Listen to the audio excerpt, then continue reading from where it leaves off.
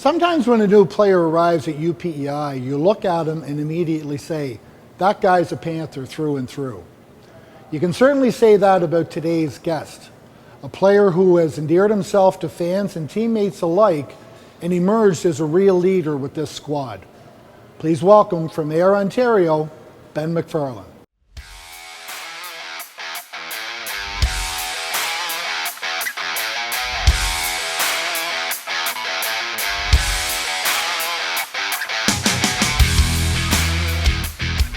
Well, Ben McFarlane, I have to say this is a first. First time we've ever had someone live attendance in a Panther Primer interview here today. Welcome to whoever you are. Anyway, good to have you, buddy. Thank you. Ben, listen, I want to start with recent play.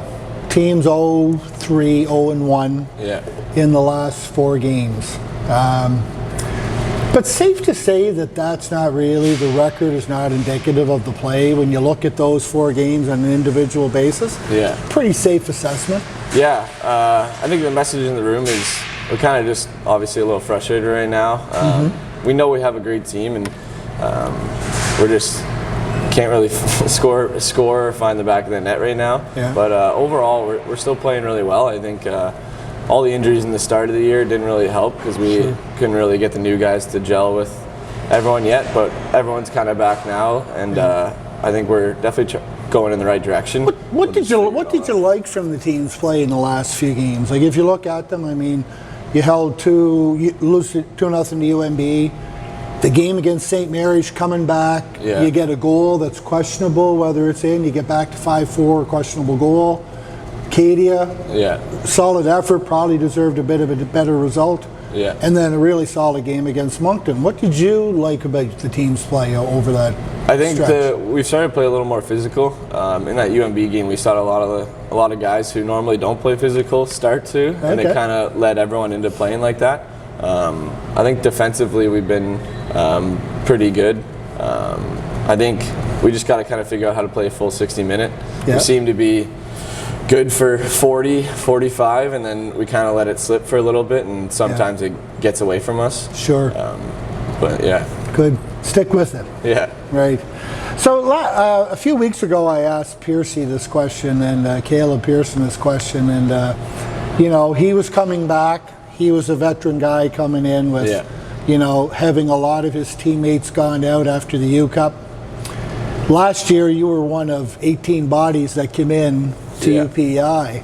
So I kind of got Caleb's perspective on what that was like. What was that like from your perspective, being a new guy coming in, knowing that there was going to be this many fresh new faces on a team that was rebuilding? Yeah, I think obviously last year we had no idea what to expect having basically a brand new team, but on the other side of it was pretty exciting because we knew, like, coming into this year and next year that we're going to have a pretty good team, and we're all going to be coming up at the same time, so we have a lot of time to kind of get that chemistry going. Sure. Obviously we want this year to be a little bit better, but we still got a lot of time. I know. But yeah, I knew coming into this year that the new guys that we were getting, they're going to be pretty good and help us out, and we just had to kind of show them the way and be good leaders for them. Had you ever been part of a big rebuild before? Like, had that ever been something you've gone through with another team? Not to this severeness. But in junior, we kind of like were in the middle throughout all my years. Right. But obviously, when I was 16, they ended up winning. So the next year was theoretically the rebuild because they lost a lot of guys. But yeah, not to this level. Not to this level. So this year, you've kind of found your groove. You know, one thing we've always talked about, the intensity level that you bring to the game. That's still there. The offensive side has kicked in a little bit different. You're currently tied for 15th in scoring. You're tied for 3rd in goals. You're leading the league in shorties, right? You know what's gone on? What do you attribute that sort of success to? I've always been a real strong believer in hard work and playing physical, and I think that when I just keep playing like that, it kind of leads into offense a little bit. And if you can take care of your own end, then you'll spend more time in the ozone. Sure. So shorties, I got to give credit to Kieran. I think he's been on all of them. You're right.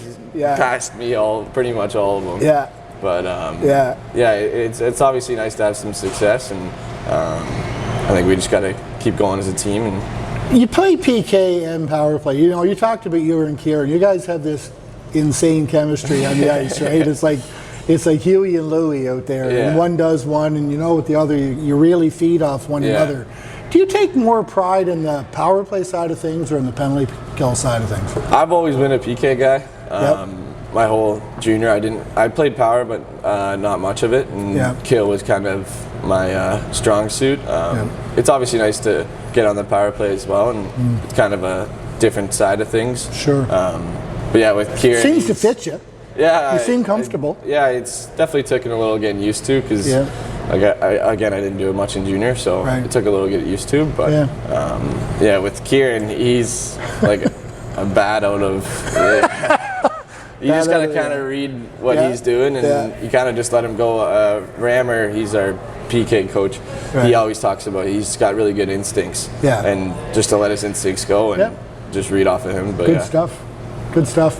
So one thing maybe at the end of the hockey school last year, the team went through a bit of an off-season training regimen with jiu-jitsu. You teamed up with the Charlottetown Brazilian Jiu-Jitsu Club, and you took the boys one down, and they rolled with some of the big boys down there, and it was kind of a little bit of a unique experience, and it's something that you really gravitated towards too. Like, maybe can you talk about what that was like first of all, and maybe secondly, what was it about jiu-jitsu that sort of you took a real interest in?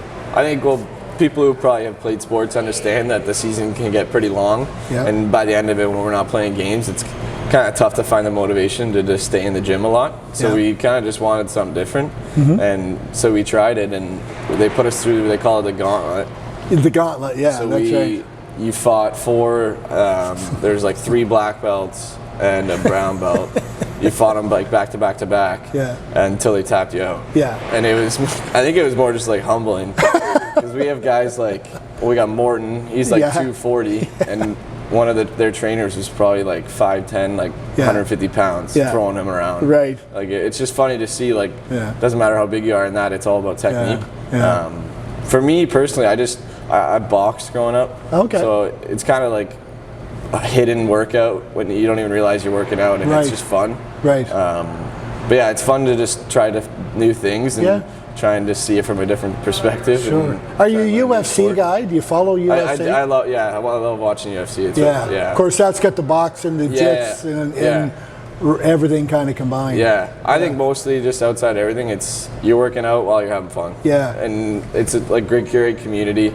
Same with the boxing growing up, like everyone's so nice, and they just want to see everyone get better. And apparently it's a world-class facility from what I understand. It's awesome. What I'm hearing. They're so good to us too. Because they knew like that we had no experience, but we're athletes, so they got to kind of like find how hard to go and where to let go and that kind of stuff. And I think we all like, I think they were excited to have us there. It's fun to teach like athletes, and you just got to kind of teach them the technique part. Are you going to keep it up? Yeah, for sure. Awesome. Obviously, it's tough to do it in season, just injury-wise and stuff like that. But off-season for sure. Yeah, good. So a new player on the team this year, Derek Pies. You guys have a bit of a relationship. You both come from the small community of Ayr, Ontario. Right? Not common for a team to have 2 players from the same town, let alone a small community like Ayr. Maybe talk a little bit about what it's like having Derek here with you this year, maybe how that came about. It's so funny how it happened. I've always joked to him, a little loud. Little loud. I've always joked to him that he should, when I was committing here, I said, you should just come here. It'd be fun. We can be on the same hockey team again. We grew up playing with each other since we were like 4, all the way up through Cambridge minor hockey. Junior, we kind of separated a little bit, but he kind of had a little bit of a falling out with his team and went into the portal. And then I just said, like, man, like, I'll talk to my coach. Like, it's a great option for you. Coming from the NCAA, you get to continue your school. Sure. And I get to have my best friend with me. So it's how good is that? Yeah, it's a win-win for sure. Right. Yeah. Benny McFarlane, King Recruiter for the UPI men's hockey team. Good stuff. But that's what it's all about, right? I mean, it's a lot about you play with someone, you spread the word, right? I've noticed that the last 2 years that it's a lot of who you know. Yeah. That's who you can get, basically. Like a lot of guys who you played with in junior. Yeah. Yeah. Well, keep doing that. Yeah. We want good people around here. So you guys did you guys have a tornado this summer? Yeah. Ripped through. We were here. It was you were here? Year, yeah. Okay. Yeah. A little scary. Yeah, right. Because I a common in Ontario? No. I think it's the first in air ever. Wow. There might have been one like way back, but it's not common for sure. Okay. So you were lucky to avoid it. Yeah, it was like air's pretty small, but it was on the other side of town from our house at least. And I'm pretty sure no one ended up getting hurt, which was perfect. Perfect. But, yeah. Awesome. So listen, schools keep going. You're here in year 2. I know last year you told me that you were looking to get into possibly going into the education field. Yeah. Still on track for that? Yeah, definitely. I'm hopefully going to finish my school in 4 years, and then because I have 5 years eligibility, so I can use that 5th one for the teachers college, hopefully. Right on. Yeah. Well, Ben, I'm no longer in the education field, and I don't have the power to hire teachers. But I tell you what, buddy, if you were in the field, I'd hire you in a heartbeat. Thank you. I appreciate it. Keep it going, so bud. much. Thanks for coming on.